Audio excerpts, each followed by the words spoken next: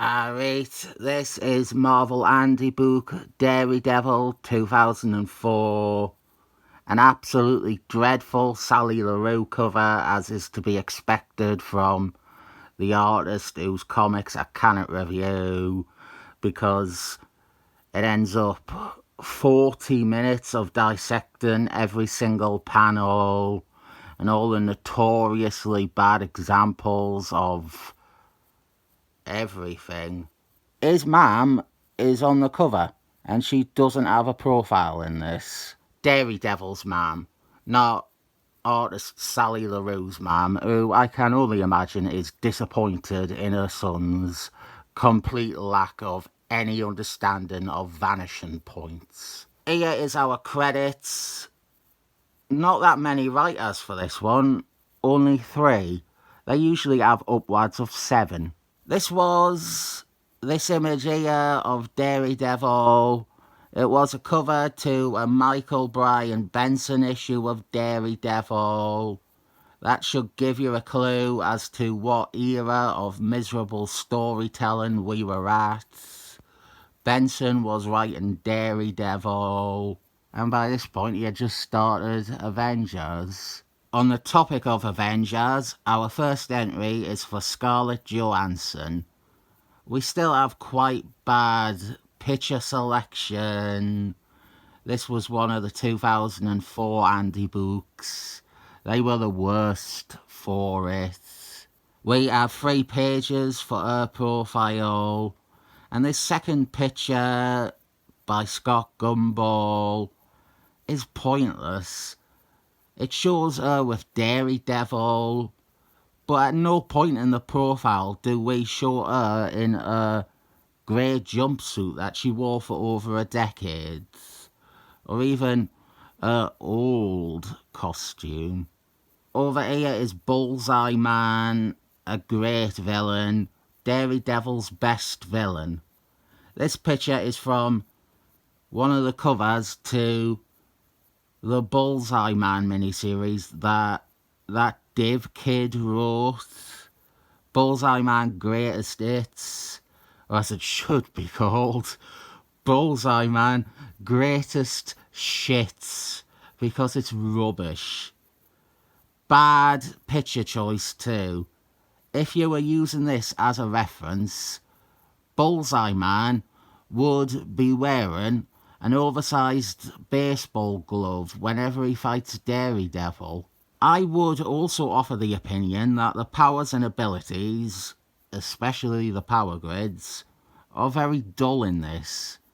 We have an Andy book mostly spotlighting characters with either no powers or specific skills. I know these are a standard and they are given to every character, but it's a bit boring when it's mostly saying nothing. Also, we do not have a picture of Bullseye Man unmasked. And he of course has the iconic bullseye mark scar on his forehead. And we don't see that anywhere on his profile. Daredevil, the man of the hour, star of this Andy book. I give a lot of shit to the picture selection. They are all sourced from comic art rather than original pieces.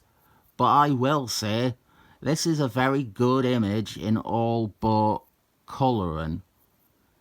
The problem being the colouring covers his entire bottom half. As a reference, it is useless. People might think he has a black bottom half. But the pose, the image, otherwise, ideal. We got one of regular civilian Daredevil here. This is also not bad. It's okay. It's not bad as an Andy book picture. A page of text is quite bad. Plenty of stuff you could show in conjunction with what it is detailing. Like on this page we have Yellow Suit Daredevil. which is obviously in the wrong place because he wore the yellow suit at the start and they've got it right at the end of the profile. They also don't show his armour from the 90s. Anyway, there's his stupid yellow costume.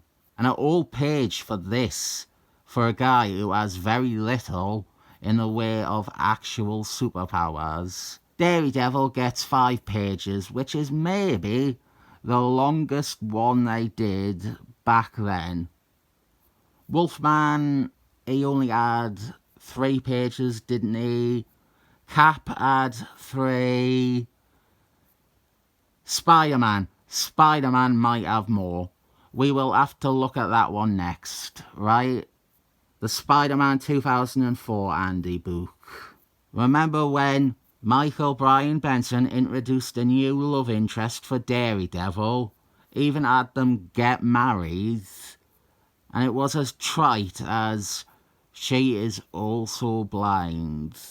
And more embarrassingly, it came directly after someone else had just introduced a new love interest for Daredevil, who was deaf. Electro with horny artwork. It always amused me that the 2 porn artists were both called Greg.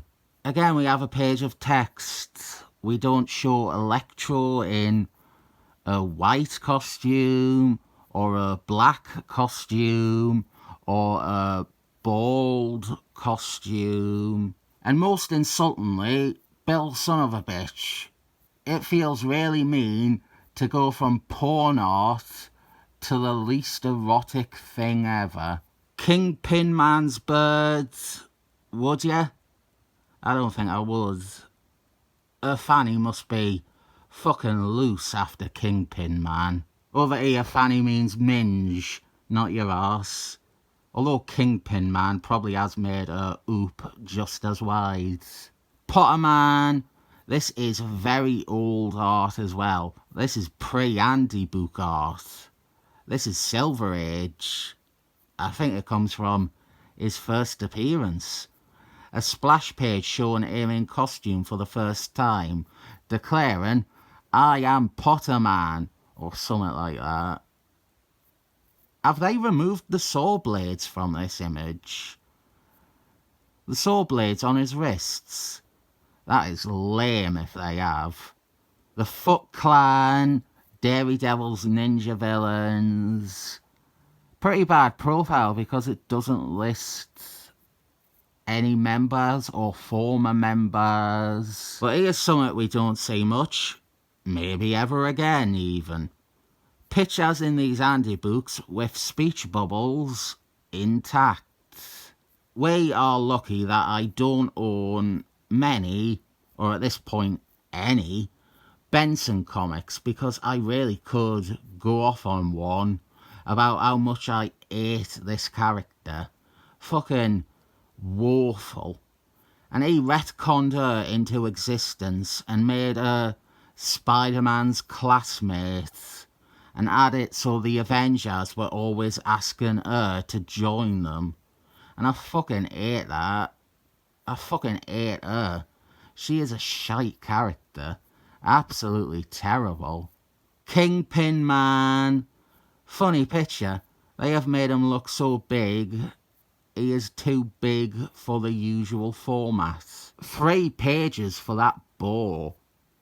No pictures on this spread either. Woody Wallpecker art for Fearmaster. Really inconsistent art choices. This comes from his first appearance, which also means it was the first Fearmaster who only appeared the once. There have been several Fearmasters, and the first is the most insignificant of them. He is Froggy, Ribbit Ribbit. We have Sailor Tim art for him. I don't know if it is necessarily the greatest choice for an Andy book because it is too stylized. It's very much one artist's style. It's not a solid reference for a character unless you want to ape Sailor Tim's style. Owlman easily one of the worst, if not the worst, major Daredevil enemy. I dislike Owlman immensely. He has never once been either interesting or exciting. Whenever he is the bad guy in a Daredevil story, I am very less into reading it. Deborah Ann Wall with Sailor Tim art again. What I said about Froggy applies here. Also, not a tremendous picture to use anyway. You can only see one side of her face, and it makes her look like she is always picking fights with people. Oh, I should say, these art pieces come from a mini-series called Yella, Daredevil Yella, by Jeff Nobles and Sailor Tim. It is the best thing that Jeff Nobles has ever written, and I recommend it, but I do not recommend any of the very heartless spiritual sequels like Blue and Grey, and I never even read White. David Tennant. This actually answered a question for me. I had often wondered where the design for the character that they made a mini-mate of came from, and it's this exactly. That's what they've based it on. One of his feet is missing. It came loose, and looking around for it's like looking for a needle in a haystack. So let's just say that he's got diabetes. We've got another Benson character here. Always fun seeing these characters that are given profiles in 2004 and then go nowhere afterwards. Twig.